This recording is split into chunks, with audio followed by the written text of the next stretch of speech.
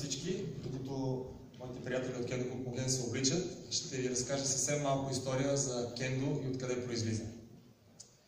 Всички сте чували за японските самураи.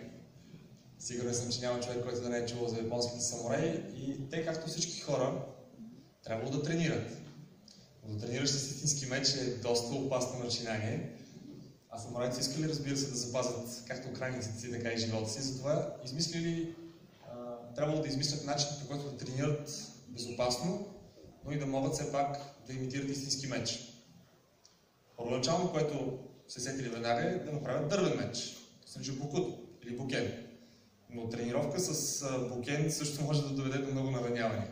Затова постепенно с годините е стигнало до изобретяването на шинай. Шинай е бамбуков меч, който имитира катана. Той е съставен от 4 пластини бамбукови, които действат малко като ресор и не се ударът не е толкова плътен с него. С изобретяването на букена, разбира се разработила и съответната броня, с която да се защитават самураите по време на тренировка и по този начин вече може да тренират пълноценно, без опасност от нараняване. Сега ще ви представим основните удари в кендо и някои от комбинациите, които се използват и няколко техники срещу атака.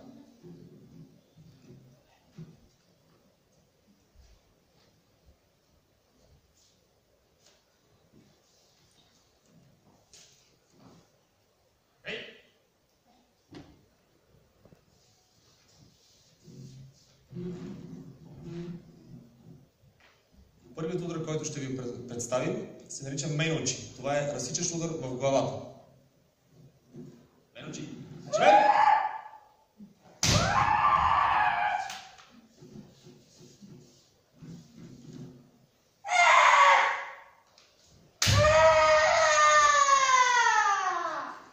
Вторият основен удар е разсичащ удар в китката. Котелочи.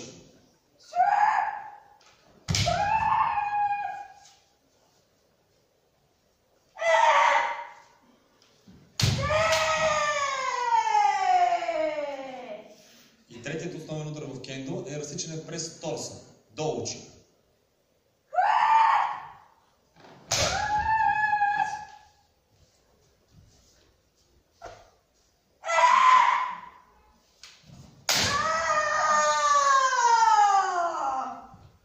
Съществуват и различни комбинации от тези удари, като вече вариантите са въпрос на въображение на самият практикуващ.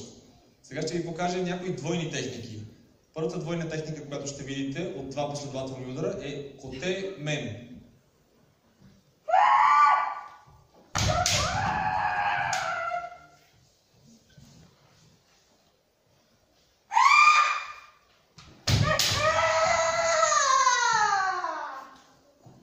Втората двойна техника, която ще видите, се нарича коте-до.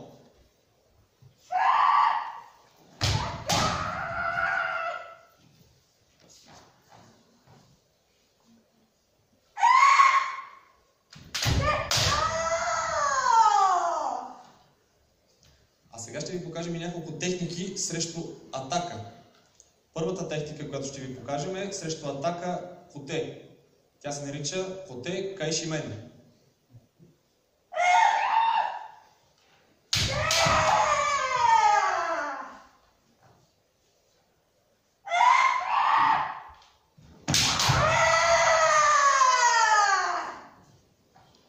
Друга подобна техника срещу атака, този път срещу атака мен, се нарича мен кайши до.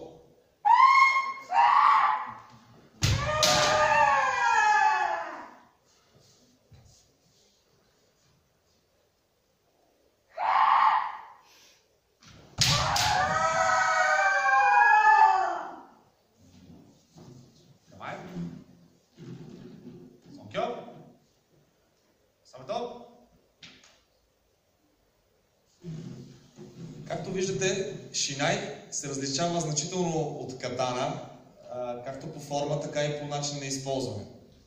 Затова в кендо използваме и букен. Букен се използва само в ката. Той не се използва в тренировка, реално тренировка за двубой. Той се използва само в ката.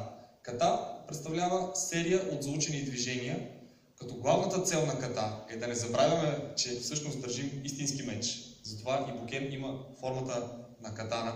Разбира се, няма остротата на катана, но има формата на катана, за да не забравяме, че използваме истински меч. Да не забравяме, че във всеки един момент, дали ще сме с шинай, с букен или с истинска катана, начинът на мислене трябва да е абсолютно един и същи. Трябва да мислим, че имаме истински меч и че опонентът срещу нас е с истински меч. Затова сега ще ви представим и няколко от основните кендо кати, Нихон кендо ката.